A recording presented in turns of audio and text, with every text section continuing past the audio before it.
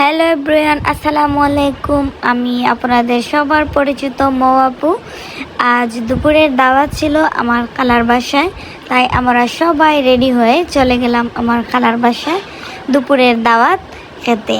অনেক বছর পরে আজ আমি আমার খালার বাসায় আমার ফ্যামিলি সহ নিয়ে গেলাম। দুপুরের খাবার ওখানেই শেষ করে আমরা চলে গেলাম রেল স্টেশনে। এই রেল স্টেশনে গিয়ে আমার সেই ছোট্টবেলার কথা মনে পড়লো, এই ঝালমুড়িওয়ালা মামার কথা। তাই আমি আমার ফ্যামিলি সবাইকে নিয়ে চলে গেলাম সেই ঝালমুড়িওয়ালা মামার সাথে দেখা করতে। এটা হচ্ছে রেল স্টেশনের কাউন্টারের ঠিক সামনে এই মামা ঝালমুড়ি নিয়ে বসেন। এই মামার হাতের ঝালমুড়ি আমি ছোটোবেলা অনেক অনেক খেতাম। তাই আজ অনেক বছর পরে আমার ফ্যামিলি সবাইকে নিয়ে এই ঝালমুড়ি খেতে চলে গেলাম। এই মামার হাতের ঝালমুড়ি এত মজা, আপনারা সিলেট আসলে সিলেট রেল স্টেশনে গিয়ে কাউন্টারের সামনেই এই মামাকে পাবেন। এই মামার হাতের ঝালমুড়ি একবার ট্রাই করে আপনারা দেখতে পারেন।